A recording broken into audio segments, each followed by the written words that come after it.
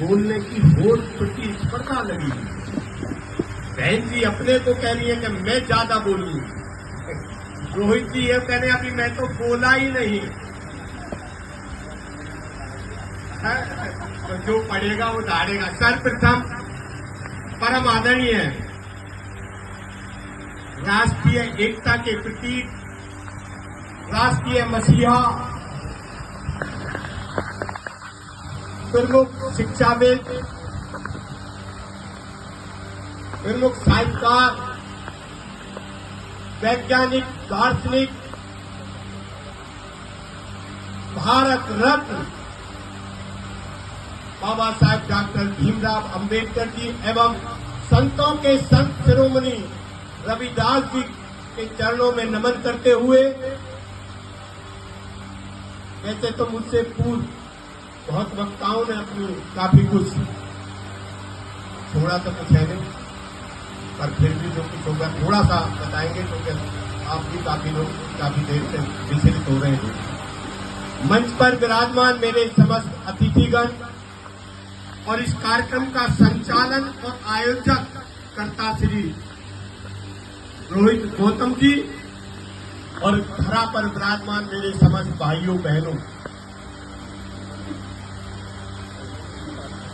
जो मैं कुछ बातों में बस छोटे उसमें ही कहूंगा, यह जरूरी नहीं कि मेरी बात को सुनकर हर शख्स को खुशी हो। यह जरूरी नहीं कि मेरी हर बात को सुनकर हर शख्स को खुशी हो, पर मेरा यह प्रयास रहेगा कि मेरी बात सुनकर कोई भी शख्स दुखी ना हो। जो कल गुजर गए बाबा भीमराव थे, जो कल गुजर गए बाबा भीमराव थे, और जो हम सोए को जगा गए बाबा भीमराव थे। अरे हमने तो इतिहास पढ़ा है, अरे हमने तो संविधान पढ़ा है, जिस संविधान को लिखने वाले भी बाबा भीमराव थे। रोहित जी एक बात मैं कह रहा हूं, संगठन को चलाने का प्रथम, अभी मेरे भाई साहब कह रहे थे कि अभी संगठन ने जन्म नहीं लिया, अभी तो अंकुरित बीज। तो एक आपने आलपिन को देखा होगा, आलपिन एक बड़ी छोटी सी कील होती है, लेकिन प्रत्येक कागज को इकट्ठा करने के लिए प्रत्येक कागज के वो चुभती है, पहले वो चुभती है तब जाके वो सबको संचित कर पाती है। इसलिए रोहित जी आप भी ये बेफिक्र रहे, कहीं ना कहीं किसी ना किसी को आप भी जरूर चुभेंगे। और बाबा साहब का जब जीवन इतने संघर्ष में था, उन्होंने कभी हार नहीं मानी। जब छुआछूत का बोलबाला चरम सीमा पर था, जब बाबा साहब शिक्षा ग्रहण कर रहे थे, तो छुआछूत का बोलबाला चरम सीमा पर था। उनसे कहा गया कि आपको स्कूल में बैठकर पढ़ने की कोई व्यवस्था नहीं होगी, आपको पढ़ने नहीं दिया जाएगा। उन्होंने कहा ठीक है कोई बात नहीं, मैं फिर भी पढ़ूंगा।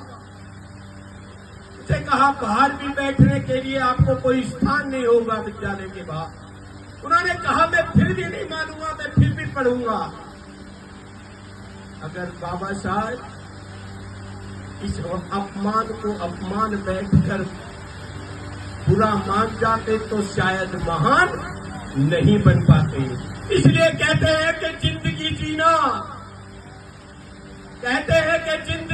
आसान नहीं होता, क्योंकि बाबा साहब का जीवन बड़े संघर्ष में रहा कि जिंदगी जीना आसान नहीं होता और संघर्ष के बिना कोई महान नहीं होता। जिंदगी जीना आसान नहीं होता और संघर्ष के बिना कोई महान नहीं होता। और जब तक पड़े ना हथौड़ी की चोट तब तक पत्थर भी भगवान नहीं होता, पत्थर भी भगवान नहीं होता। कहने का मतलब मेरा यह है कि छोटे छोटे कितनी भी चुनौतियां आ जाए आपके जीवन में मत घबराना, जमकर मुकाबला करना, सफलता एक दिन जरूर आपको मिले। आज हम माइक पर भी लड़ने को तैयार हैं, हम बोलेंगे, ज्यादा बोलेंगे। कुरान कहता है कि मुसलमान बनो, कुरान कहता है कि मुसलमान बनो, और बाइबल कहती है कि ईसाई बनो।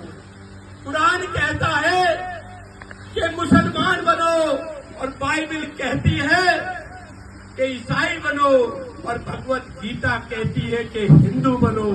लेकिन मेरे बाबा साहब का संविधान कहता है कि अगर बनना है तो केवल इंसान बनो, इंसान बनो।